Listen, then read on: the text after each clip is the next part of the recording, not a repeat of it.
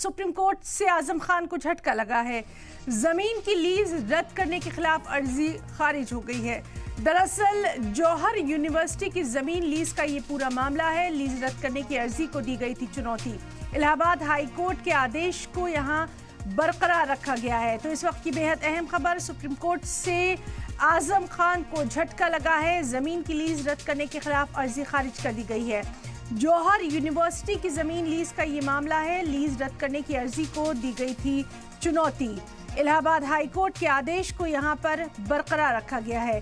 तो इस वक्त की बेहद अहम खबर, सुप्रीम कोर्ट से आजम खान को झटका लगा है। जमीन की लीज रद्द करने के खिलाफ ये अर्जी खारिज कर दी गई है।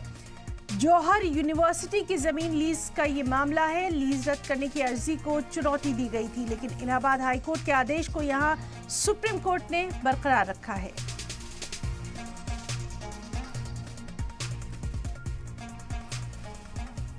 और चलिए सीधे रुख करना चाहेंगे रामपुर से हमारे रिपोर्टर मोहम्मद गुफरान का। गुफरान, अपडेट चाहेंगे इस मामले पर? देखिए, ये पूरा जो प्रकरण है वो जौहर विश्वविद्यालय से जुड़ा मामला है। जो जौहर ट्रस्ट था उसी के ट्रस्ट के जरिए एक स्कूल संचालित हो रहा था, रामपुर पब्लिक स्कूल, और इस स्कूल की जो जमीन थी वो सरकारी लीज की जमीन थी, पट्टे पर आवंटित की गई थी, जिसको अधिग्रहण कर लिया गया था स्टेट की तरफ से, राज्य सरकार की तरफ से। इसी को लेकर के हाईकोर्ट भी पहुंचे थे आजम खान और जौहर ट्रस्ट की जो कमेटी है, लेकिन हाईकोर्ट से जब राहत में नहीं मिली तो उसके बाद सुप्रीम कोर्ट पहुंचे थे, लेकिन सुप्रीम कोर्ट से भी उनको राहत नहीं मिली है। सुप्रीम कोर्ट ने भी जो अधिग्रहण करने की जो आदेश है स्टेट का यानी राज्य सरकार का, उस आदेश को सुप्रीम कोर्ट ने माना है और उस आदेश को एक तरीके से रोक नहीं लगाया है। तो ये आजम खान ही नहीं बल्कि जौहर ट्रस्ट जो है उसके लिए भी एक बड़ा झटका है और सीधे तौर पर उनकी याचिका को खारिज कर दिया है।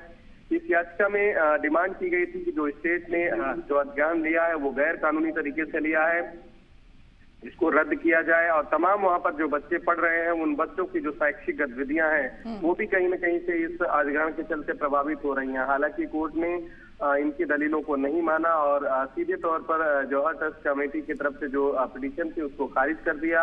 हाईकोर्ट और निचली अदालत और अधिग्रहण जो स्टेट का फैसला था उसको कोर्ट ने माना। सीधे तौर पर ये आजम खान के साथ साथ जो जौहर ट्रस्ट है उसके लिहाज से अगर देखें तो ये बड़ा झटका है। और कोर्ट ने ये भी कहा है कि जो बच्चे वहां पर पढ़ रहे हैं उनको किसी दूसरे बेहतर स्कूलों में उनका दाखिला यानी उनका एडमिशन कराया जाए, ताकि उनकी जो शिक्षा है वो किसी तरीके से प्रभावित ना होने पाए। जी, और गुफरान, आपसे ये भी जानना चाहेंगे, क्या अब आगे के लिए कोई लाएअमल तय किया जाएगा आजम खान के वकीलों की तरफ से?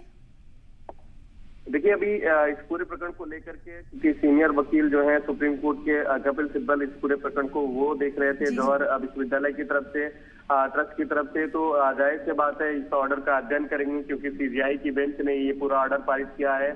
तो एक तरीके से ये मुख्य बेंच मानी जाती है और इसके बाद उनके पास कोई और रास्ता यानी विकल्प जो होता है वो नहीं बनता है। लेकिन अध्ययन जरूर करेंगे इस पूरे ऑर्डर का और अध्ययन करने के बाद इस पूरे मामले को लेकर के वो आगे की जो रणनीति है वो तय करेंगे कि आखिर वो इस पूरे प्रकरण को लेकर के क्या कुछ फैसला लेते हैं। लेकिन हाँ, इतना जरूर है कि जो निचली अदालतों ने जो आदेश पारित किया था राज्य सरकार के अधिग्रहण की जो नीति थी उसको हाईकोर्ट ने भी माना था। निचली अदालत से भी आजम खान यानी जो जौहर ट्रस्ट है उसको राहत नहीं मिली थी, तो अब सुप्रीम कोर्ट ने भी उस पर मुहर लगाई है और सुप्रीम कोर्ट से भी ट्रस्ट को राहत नहीं मिली है। तो सीधे तौर पर अगर देखें तो ये आजम खान के लिहाज से बड़ा झटका है।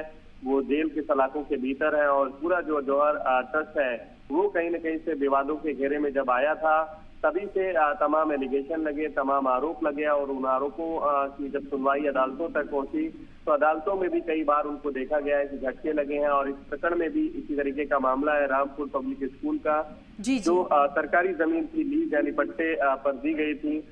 ये कहा गया था स्टेट की तरफ से कि आजम खान ने अपने पद और प्रभाव का इस्तेमाल किया, गैर कानूनी तरीके से लीज दिया और इसी आधार मानते हुए उसको जो है लीज समाप्त करके स्टेट यानी सरकार ने अपने पक्ष में ले लिया यानी अधिग्रहण कर लिया।